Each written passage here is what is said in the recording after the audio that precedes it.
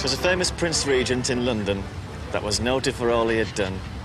And Kingy and Queenie from Blackburn went to see him with young Albert, their son. A grand little lad was young Albert, all dressed in his best, quite a swell, with a stick with a horse's head handle, the finest that Harrods could sell. They didn't have much fun in Soho. The clubs, they were seedy and small. There's no wrecks, nobody drinking. In fact, no to laugh at all. The next day, for further amusement, they paid and went into the zoo.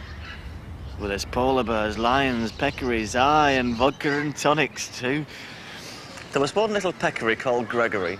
His nose was all covered in scars. He lay in a somnolent posture, with the side of his face to the bars. Now Albert had heard about peccaries, how they were ferocious and wild.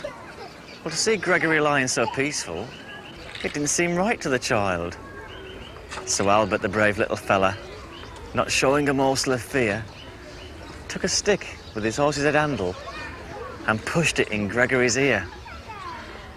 You could see that the peccary didn't like it, for rousing himself from his nap, pulled Albert inside the cage with him and swallowed him, leaving his...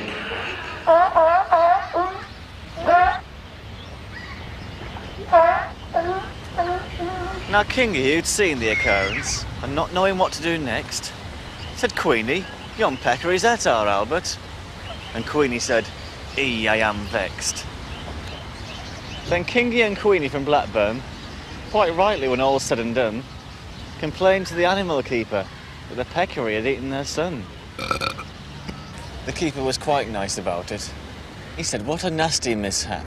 Are you sure it's your boy he's eaten?" Kingy said, "Am I sure?" There's his cap. Here's his cap. The manager had to be sent for. He came and he said, "What's to do?" Kingy said, "Yon peccary's et our Albert, and him in his Sunday clothes too." Then Queenie said, "Right's right, young fella.